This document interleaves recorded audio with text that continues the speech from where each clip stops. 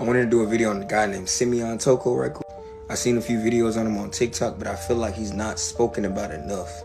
And his story is literally top secret. The CIA, the cabal, all of them do not want nobody knowing about him. Okay, so basically he was born in 1918, and throughout the years, he literally was doing things that the Messiah was. He was performing miracles, doing stuff like that, you know. And basically the cabal, Fatima, you know, the elites tried to come down and kill him multiple times.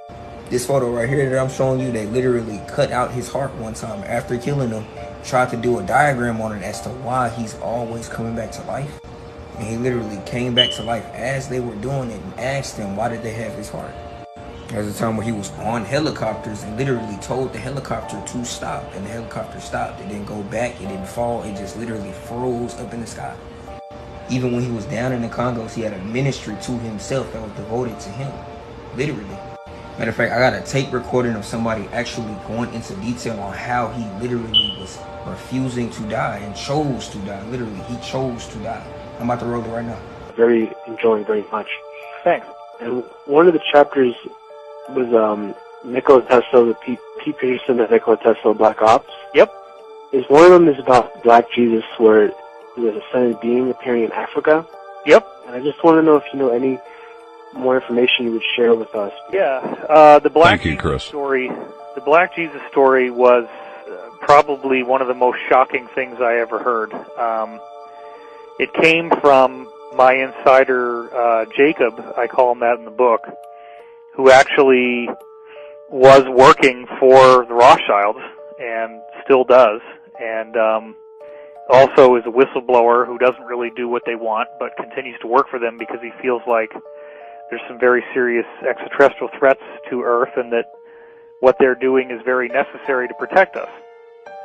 So the story goes that in the 1960s there was a black man in Africa who came in with abilities complementary to those of Jesus. And he was performing miracles. He was starting to get people to listen to what he had to say. And the cabal tried to kill him, and, you know, they could shoot him in the head and his skull would just regenerate and the flesh would grow back, and he was fine. The crazy story that I heard, which, and remember, I was told at the time that if I disclosed this, that I would be killed, and I ended up putting it in the book anyway. The story was that this guy, you know, they finally said, okay, we're going to bring you to the United Nations and share your message with the world. Let's get you on this flight. They bring him on this flight, and instead of bringing him to the United Nations, they shot him repeatedly, and then actually had some kind of meat grinder device, and basically like a bandsaw, I guess, and sawed up his body into a whole bunch of pieces, put him in these very like radioactive shielded containers, and then had all these fighter jets dock with the plane and fly his body parts to all corners of the world, where then these containers turned them into ash.